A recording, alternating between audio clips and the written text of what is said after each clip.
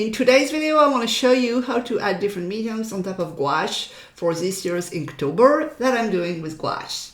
Gouache is a super versatile medium, but I wanted to show you what you can add on top of it, the pros and cons, and give you tips so you can use it yourself. Let's dive in. First, I used Poka Markers for the prompts Sun and Nomadic. I use Posca marker because they are great for adding bold, opaque details on top of the gouache, and the yellow and the white are really popping out on the dark blue, and this gives me clean lines. I couldn't get that with gouache alone. I know some can, but I cannot. What I loved about Posca markers is that they cover gouache very well, and you get to add crisp details even on top of thick gouache layers. They're perfect for writing things on top of items or outlining and giving a bit of highlights. However, you can get the nib of the marker that start to get clogged with gouache. It depends on how hard you are pressing on the gouache.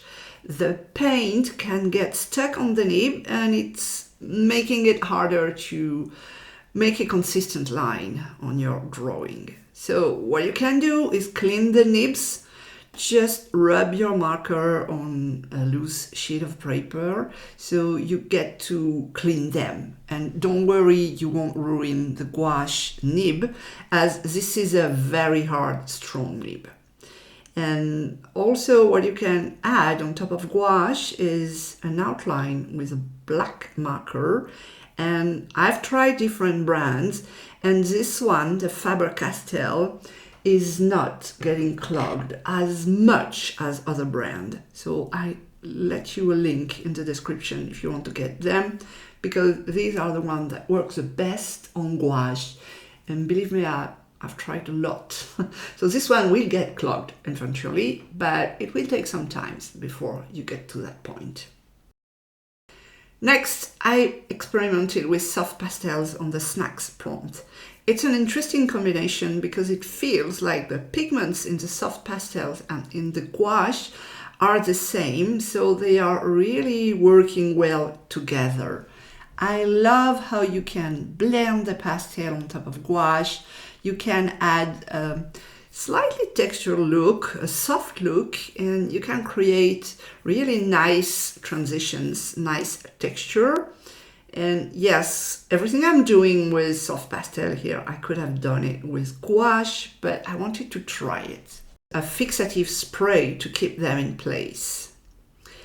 But I did that, and as my paper is pretty thin, it's not a very thick paper, the spray bled through the paper, and the other side of the paper had now some spots of spray on it. Not a big deal as it's a sketchbook, but I'd rather let you know so you don't make the same mistake. So in conclusion, soft pastels are great, but if you use them on top of gouache, you will have to fix it. And if your paper is thin, well, maybe you should consider it twice. For the remote prompt, I used colored pencils on top of gouache, and this is the most fun and easy combination. The pencils work beautifully on gouache. You can add fine details, you can fix values. It's really working like a breeze. They glide smoothly over gouache, and you can really draw thin lines like I do for the grass, and they are perfect for refining a piece of gouache.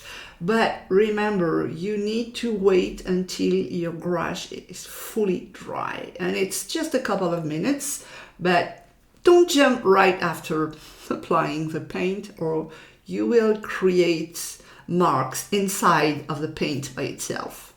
I didn't have too many problems with this combo, but you need to be maybe light-handed with that. If you press too hard, you can scrape up the gouache underneath, even if it's dry.